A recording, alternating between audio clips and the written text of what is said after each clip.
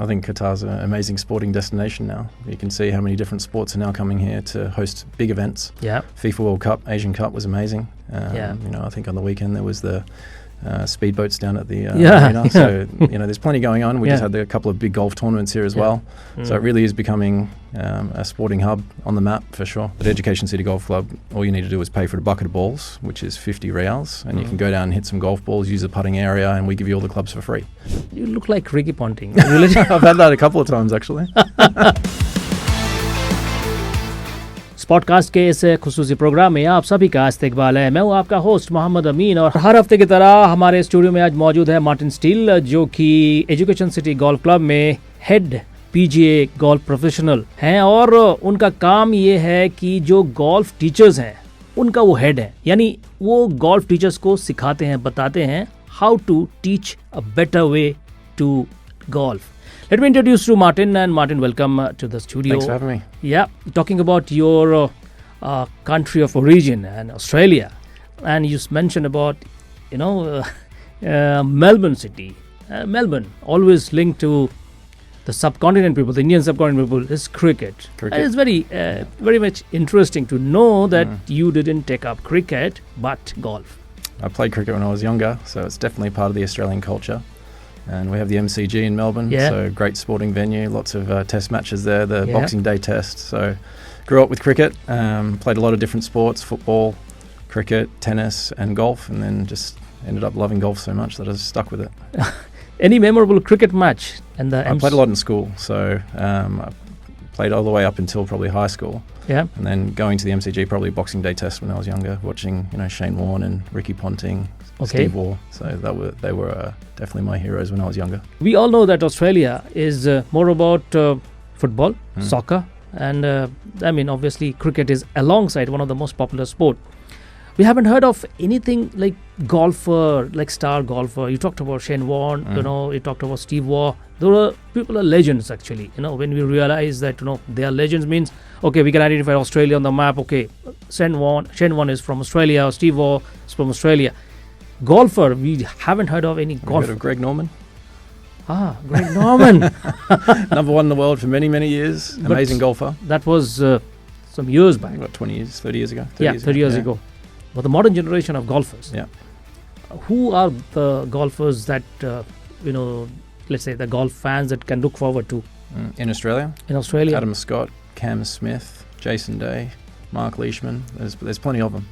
So Australia has an amazing golfing depth, and then there's plenty of talent coming through up into the professional ranks now.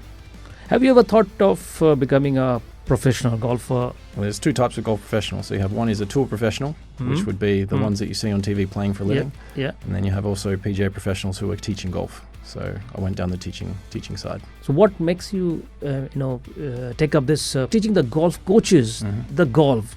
What made you think of that you should become a teacher? I always loved golf and wanted to make a career out of it, and really enjoy helping people learn golf. So it seemed like a perfect fit, and also gave me the opportunity to work overseas, which was amazing. So yeah, haven't looked back, and really enjoying living in Qatar. From Australia, I think you went to Abu Dhabi? Yeah, I spent 7 years in the UAE. Yeah. Prior to coming to Qatar, so I was working at Abu Dhabi Golf Club.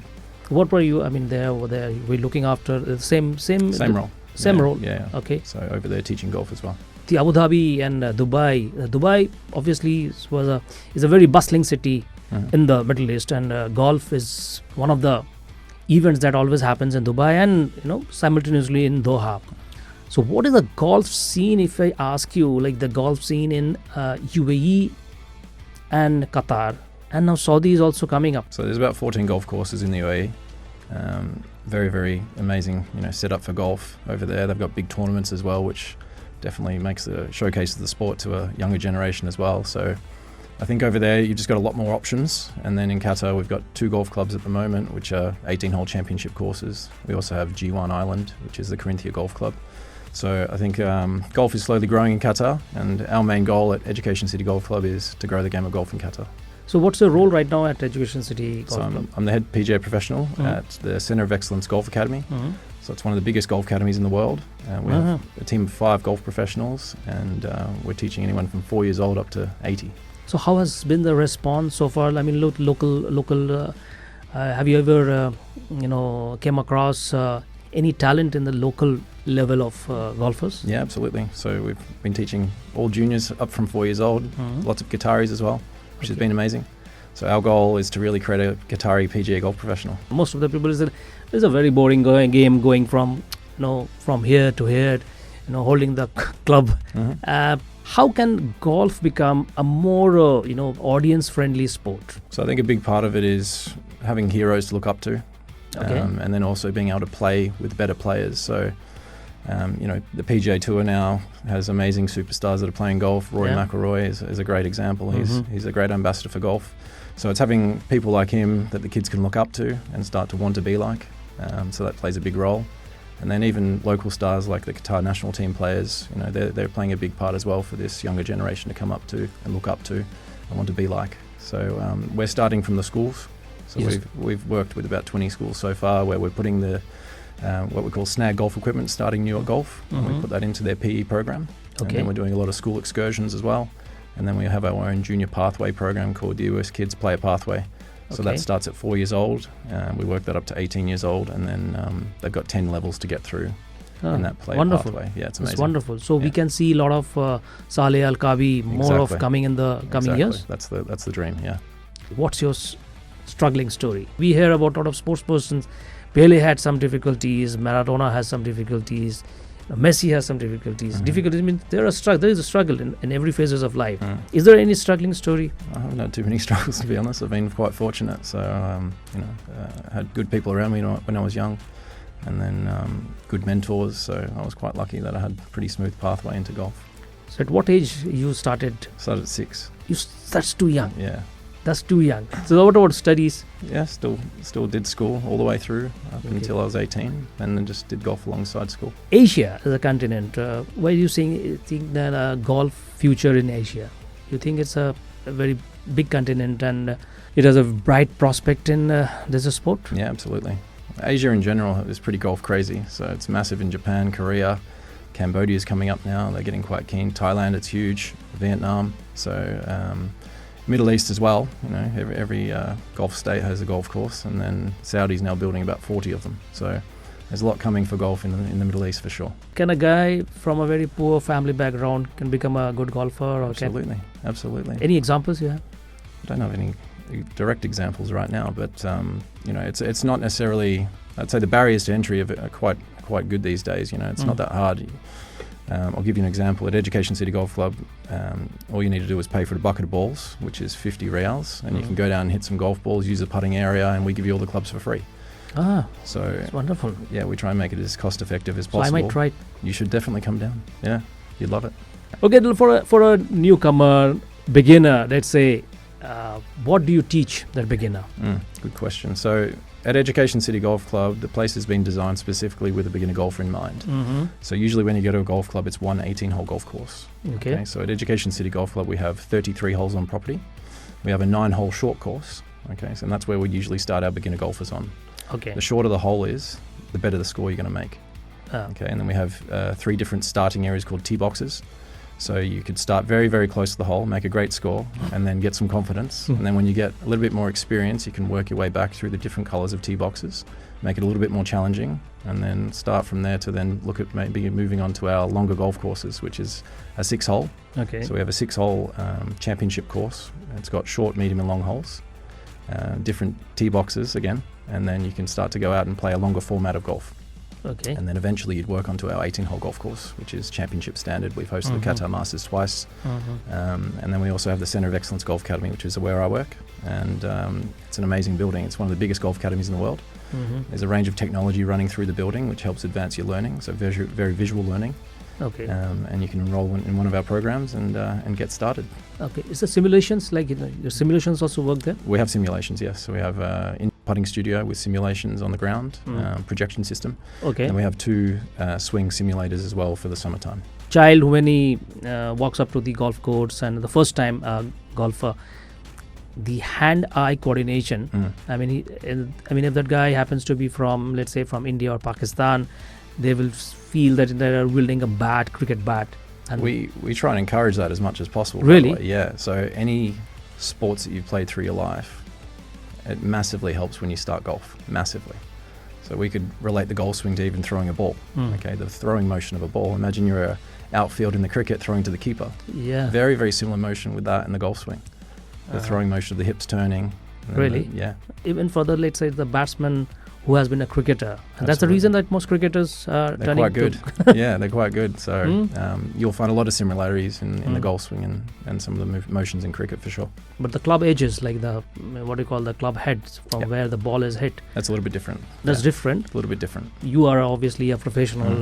Let's say that I'm going to hit the ball, and I would always consider the club to be a bat. Then I will swing the bat. Okay, the club. But I would definitely going to miss that ball. A very small size, right? I think when you start, if you can make some smaller swings, it becomes a little bit easier to hit the ball. And then once you start to apply some power and speed, lengthen the golf swing, then it becomes a bit harder. But with some proper instruction, it's a lot easier. Okay. So you basically want to encourage a lot of youngsters, a lot of kids that they can play golf. It's not that difficult, right? Agreed. Yeah. I can play golf. Absolutely, you can. So now, been here in Qatar for 6 years. How do you see Qatar? You have been in Abu Dhabi, in UAE. I'm not comparing both the countries, two different countries, although it's an Arab country. Sports and Qatar. How would you define Qatar? I think Qatar's an amazing sporting destination now. You can see how many different sports are now coming here to host big events. Yeah. FIFA World Cup, Asian Cup was amazing. I think on the weekend there was the speedboats down at the arena. So, there's plenty going on. We just had a couple of big golf tournaments here as well. So it really is becoming a sporting hub on the map for sure. Even the Al Shakab happened. Before the Al Shakab, there was the Emir Sword Festival, again the equestrian. What makes Qatar so unique as an organizer, as a host? You will think twice before hosting back-to-back events. What makes Qatar so confident about hosting? I think the infrastructure is amazing here. Right? So I think it gets better and better every year. And, the facilities they have available in Qatar are world class. So why wouldn't you host an event here? About cricket, who had been your childhood heroes? Big fan of Shane Warne. Yeah. Absolute massive fan. But you bowled like him, but you are a fast bowler? No, I was a fast bowler. He was obviously spin, but he lived in the same suburb I grew up in. So, really? Yeah, so I knew his son. His son was a couple of years below me in school, so he was always around. So, always around, Shane Warne. Have you ever talked to him? I've met him multiple times. Yeah. Any experience that you share with him? Oh, he's a big golfer. So really? Well, he was a big golfer, yeah. Just talk some golf. So Doha is your city right now. And weekends are hectic, or you? Very busy. Very busy. Yeah, it's probably our busiest time at the golf club. Okay. When the kids comes in and the trainees and all those youngsters they join. So, but do you have a time to go out and spend time? Yeah, I have a few hobbies that I like to do. I like to go cycling. So the track which goes up to Al Khor is amazing for cycling. Okay. I've been playing a lot of paddle tennis, a little bit of snooker. So a few other hobbies going on. Okay. Which food that you prefer, like from the Indian point of view? The curries are amazing. I do like a dosa. You like dosa? Yeah, masala dosa. Very nice. Okay. Yeah. Spicy? Very spicy. You like spicy? I do. Youngsters, they don't read books these days and mostly are on the mobiles and gadgets. How will you encourage a kid to, bring them back, let's say? So in our US Kids Junior Player Pathway program, we actually provide course material, which is a book. So they actually have to read the book and learn the or do the homework, and it has all the coursework in there, which they have to learn all the terminology for golf. Okay. That shows them the correct movements in golf, the swings that we're looking for them to do. So that's a great example of giving the kids something to read when they go home. The life for you, how do you define? I've been very lucky to be able to travel and do a job that I absolutely love. So it's been a great experience so far, being able to live and work in the Middle East. I wouldn't change it for anything. Met some amazing people, good friends, good family. So it's been a great ride, and I hope it continues a lot longer. You look like Ricky Ponting. I've had that a couple of times actually.